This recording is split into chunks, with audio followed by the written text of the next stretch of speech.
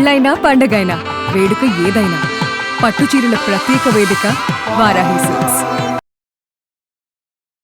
నిజంగా మన చేతిలో ఏం లేనప్పుడు అంతా అమ్మదయే అని అనుకోవడమే మనకి ఎంత ప్రాప్తం ఉంటే అంత వస్తుంది అని అనుకొని సరిపెట్టడమే అనిపిస్తూ ఉంటుంది. నేను మాట్లాడుతున్నాను ప్రత్యేకంగా బంగారం ధర గురించి. బంగారం 10 గ్రాములు దగ్గర 2 లక్షలు దాటిపోతుంది రాబోతున్న కాలంలో అని కూడా చాలా మంది అనలిస్టులు చెప్తున్న తరుణంలో మరికొద్ది రోజుల్లో ఉన్నటువంటి గ్రహణానికి బంగారం ధర పెరుగుదలకి సంబంధం ఉంది అని అంటోంది స్పెషల్ గా మన జ్యోతిష్య శాస్త్ర ప్రకారం. మరి దీంట్లో నిజమెంత, గ్రహణానికి గ్రహణం ప్రభావానికి బంగారం ధరకి సంబంధం ఏంటి, దీనికి సంబంధించి మనతో చాలా క్లియర్ గా మనకి వివరించడానికి మనతో పాటు ఉన్నారు జ్యోతిష్య వాస్తు శాస్త్ర నిపుణులు దారా జయరామకృష్ణ శాస్త్రి గారు. ఒకసారి ఆయనతో మాట్లాడదాం. గురుగారు నమస్కారం. నమస్కారం అమ్మా. గురుగారు, అసలుకే బంగారాన్ని సామాన్యులు ఇంకా మేము కొనగలమా అని అనుకునే పరిస్థితులు ఇప్పటికే కనిపిస్తున్నాయి. రాబోతున్న కాలంలో ఇంకా బంగారం ధర పెరుగుతుంది అని అంటున్నారు. ఈ నేపథ్యంలో రేపు రాబోతున్న గ్రహణానికి బంగారం ధర పెరుగుదలకి ఇంకాస్త సంబంధం ఉంది, డెఫినెట్లీ ఇంకా ఎక్కువ పెరుగుతుంది అని వింటున్నాం. ఇందులో నిజమెంత? ఈ బంగారం ధర పెరగడానికి గ్రహణానికి అయితే పెద్దగా సంబంధం ఉన్నది అనేటువంటి మాట మనం చెప్పలేమండి. ఎందువల్ల అంటే అమెరికా, స్కాట్లాండ్, అంటార్కిటికా ఖండాలకి మాత్రమే కనిపించేటువంటి ఈ గ్రహణం, దీని వలన గ్రహగతుల్లో పెద్దగా మార్పు రాదు. కానీ రాబోయేటువంటి అదే 28వ తారీఖు గురుడు నక్షత్రం మారుతూ ఉండి ఉన్న కారణం చేత మాత్రం బంగారం ఖరీదులు ఖచ్చితంగా పెరిగే అవకాశం ఉన్నది. ఇందాక మీరు చెప్పినట్లుగానే 2 లక్షలు దాటిపోతుందా అని అంటే అంతకు మించి దాటవచ్చు అనేటువంటి మాట మాత్రం రాబోయే 2 మాసాలలో ఖచ్చితంగా ఆ మార్క్ ఏదైతే ఉందో దాన్ని దాటి ముందడుగు వేసే అవకాశం ఉంటుంది. అంటే ఇప్పుడు మీరు చెప్పినట్లుగా ఆ జ్యోతిష శాస్త్ర ప్రకారం గురుడు నక్షత్రం మారితే ఏం జరుగుతుంది, ఏంటి ఆ ప్రభావం ఏంటి? రవి గురులు ఒక రాశిలో ఉండడాన్ని గురుమూఢ్యమి అని చెప్తారు. ఆ గురుమూఢమి దానికి ముందుగా బిఫోర్ గా ఉండేటువంటి సమయంలో గురుబలం తక్కువగా ఉంటుంది. గురుబలం తక్కువగా ఉండి ఉన్నప్పుడు బంగారం ఖరీదులు పెరగడం అనేది ప్రాచీన కాలం నుంచి మనకి ఉన్నటువంటి ఒక ధర్మశాస్త్ర నియమం. రెండవది జగల్లగ్నం ప్రకారం, అంటే జగత్తులో ఉండేటువంటి జాతక చక్రం ప్రకారం కూడా గురుడు రాశి మారేటువంటి సమయంలో కావచ్చు, లేదంటే గనక గురుడు నక్షత్రం మారేటువంటి సమయంలో కావచ్చు, ఖచ్చితంగా బంగారపు ధరవరలు అనేవి హెచ్చుతగ్గులు అవుతూ ఉండడం అనేది సహజంగా మనం చూస్తూనే ఉన్నాం.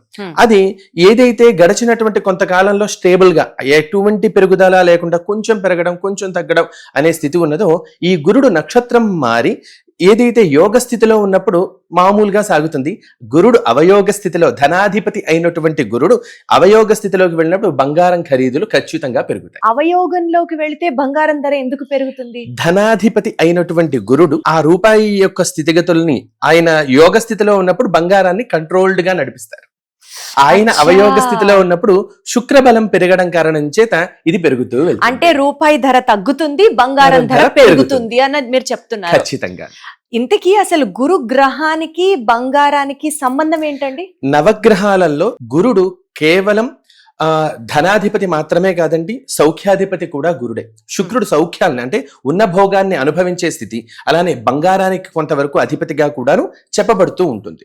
ఇటువంటి గురు శుక్రుల యొక్క కలయిక కావచ్చు, లేదా గురుడు హీన స్థితిలో అంటే కాస్త అవయోగ స్థితిలోకి వెళుతున్నప్పుడు, లేదా నక్షత్రం మార్పు చెందుతున్నప్పుడు ఖచ్చితంగా ఈ ధరవరలు అనేవి పెరుగుతూ ఉంటాయి. అలానే నవగ్రహాల్లో ఒక్కొక్క గ్రహానికి కూడా ఒక్కొక్క విధమైనటువంటి జగల్లగ్నంలో స్థానాలు ఉంటాయి. జలాలకి అధిపతి అయినటువంటి చంద్రుడు కావచ్చు, లేదా సూర్యనారాయణమూర్తి అనుగ్రహం వల్లనే మిగతా గ్రహగతులు నడుస్తాయి అని చెప్తారు. కుజుడు వలన క్షామస్థితి కలుగుతుంది అని చెప్తారు. ఈ సంవత్సరం మనకి ఎండలు ఎక్కువగా, వానలు తక్కువగా జగల్లగ్నం ప్రకారం ఉన్నది కుజ సంచార దోషం వలన, కాబట్టి అది కుజుడు వలన. బుధుడు వలన సస్యవృద్ధి కలుగుతుంది. పాడి పంటలు చాలా బాగా ఉండడానికి, మంచిగా పైరు చేతికి రావడానికి బుధుడు అధిపతిగా చెప్తారు.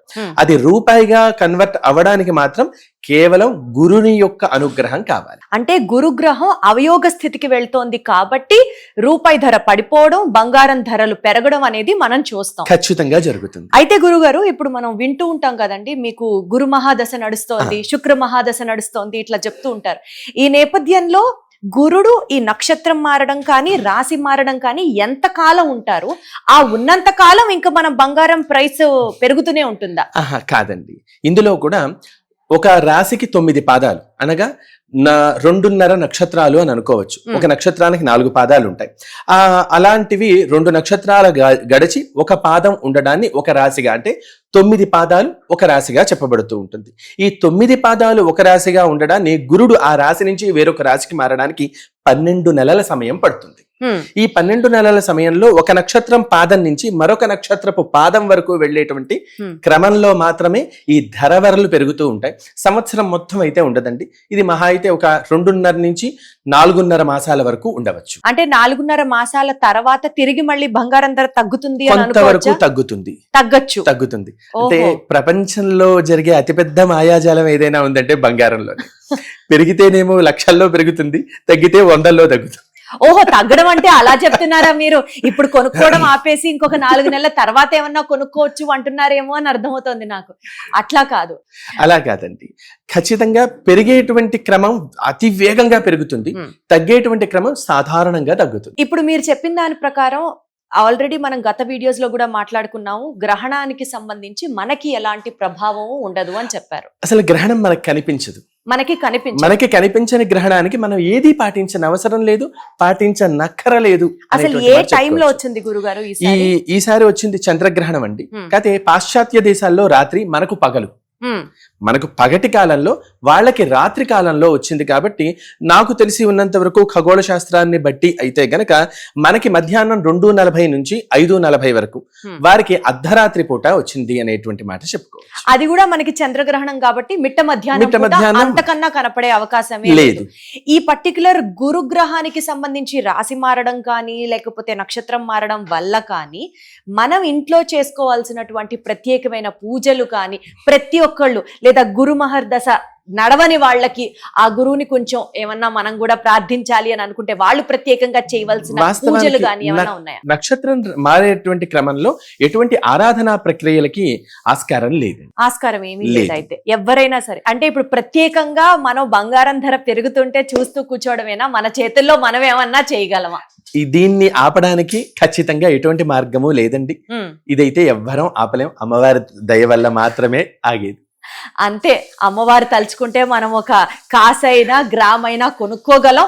అమ్మవారు ఆజ్ఞాపిస్తేనే మనం దాన్ని అనుభవించగలం. అంతే, అది మాత్రం ఖచ్చితం. సో అదనమాట, విన్నారు కదండి. రాబోతున్న గ్రహణానికి బంగారం ధరకి ఎలాంటి సంబంధం లేదు, కానీ గురుగ్రహాన్ని యొక్క రాశి మారడం వల్ల, నక్షత్రం మారడం వల్ల బంగారం ధరలు రాబోతున్న కాలంలో ఖచ్చితంగా పెరుగుతాయి అన్నది పెద్దవాళ్ళు చెప్తున్నటువంటి మాట. అవునమ్మా. ధన్యవాదాలు గురుగారు. నమస్కారం.